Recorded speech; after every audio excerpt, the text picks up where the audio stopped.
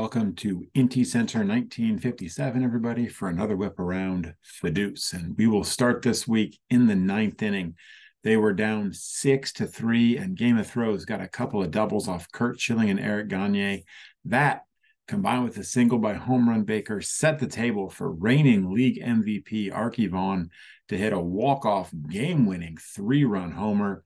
That sends Kings of the North to a victory. It was Arky's second homer of the day. He had a day there, 4 hits, and he drove in 5 runs. Now, after an Earl Averill RBI single tied the game at 3 between Sithy and Performance Enhancers, Robin Yount got the go-ahead 2-out RBI single for Performance Enhancers in the bottom of the 8th.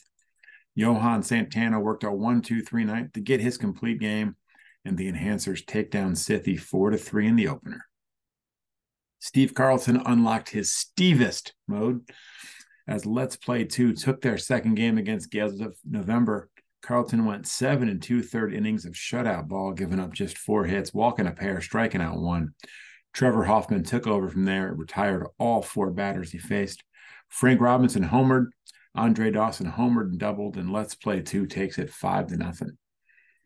A solo homer from Troy Tulowitzki and a 2-run single from Rico Cardi put a shack of their own up 6-2 on the Pilots in the 8th inning.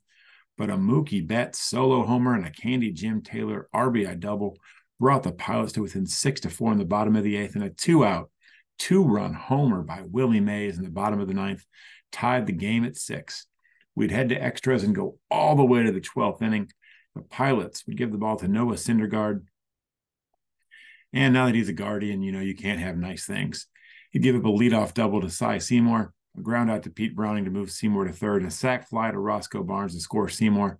The Pilots would get a 2-out single from Joe Kelly in the bottom of the inning, but Howie Paulette would retire Bill Donlin to seal that 7-6 win. Now, the Twins may have known that Darth Vader as Luke's father twist was coming and Empire Strikes Back, but here's a twist nobody could see coming. The Demon Bags scored runs in a Satchel Paige start. Sam Thompson, Dave Parker, and Gary Carter all had 2-hit games. Al Rosen and Carter each drove in a pair of runs, and Page went the distance, giving up 2 runs on 10 hits to get the win. The Demon Bags topped Madrigal 7-2.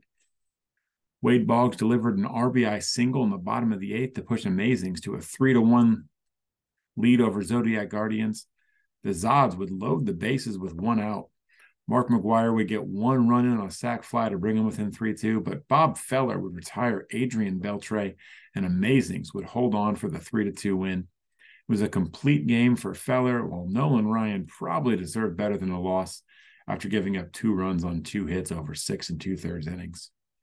Hey, speaking of hard luck losses, Jacob deGrom gave up 2 runs on 7 hits in a complete game, and he lost. That's because Pete Alexander scattered 10 hits over 8 1/3 innings, and he and J.J. Putz combined to shut out the Enhancers. Now, stop me when you've heard this one before. Grasshopper Jim Whitney deserved better than a loss in this one. Whitney went 8 1/3 innings, giving up 2 runs on 7 hits, and lost because John Clarkson was a bit better, going 8 innings, giving up 1 run on 7 hits. Manuel Clase got the save despite loading the bases. If you're wondering, Whitney now has an ERA of 3.27 on the season and a win-loss record of 4-12. Doc Gooden was just masterful. He tossed a 4-hit shutout. He needed to be, as his team could only scrape together 2 runs off of Ed Walsh. They win that one 2-0. Dean Chance and Sithy took a 1-0 lead into the 8th in their opener against the Pilots. J.J. Putz, though, would give up a 2-run homer to the first batter he faced in relief. Stone Devil Seattle Pilots would add 3 insurance runs in the 9th, and despite Sithy getting a run back in the bottom of the 9th thanks to a bases-loaded hit by pitch, the Pilots win this one 5-2. Now, if you don't count Juan Soto, Tex Houston only gave up 1 run against the Bandwagoners in the second game of that series. Now, unfortunately for Tex and for a shack of their own, Soto had an RBI single, an RBI double, and a solo homer. That, combined with 2 runs on 2 hits over 7 2/3 innings from Kevin Brown, got a 4-2 win for the Bandwagoners. Mentioned this one in the thread, but CC Sabathia tossed 10 2/3 innings of 4-hit shutout baseball and got a no decision. Thankfully for him, his team got the win as the only runs in the game came on the last swing of the bat. Jose Altuve probably cheated, but he did get a 2-run walk-off winner in the bottom of the 11th off of Ray Collins. The Zodiac Guardians take down Madrigal 2-0. And we'll end this one with one last pitcher's duel this week, and it's Dutch Leonard out-dueling Roy Partlow to help the Gales avoid the sweep at the hands of the Amazings. Leonard goes 8 2/3 innings, giving up 1 run on 6 hits before Shane Bieber came in for the final out with Joe Cronin and Jimmy Fox on base. The hard luck loss in this one goes to Partlow. He gave up 2 runs on 4 hits in 8 innings. Every run came in the first inning.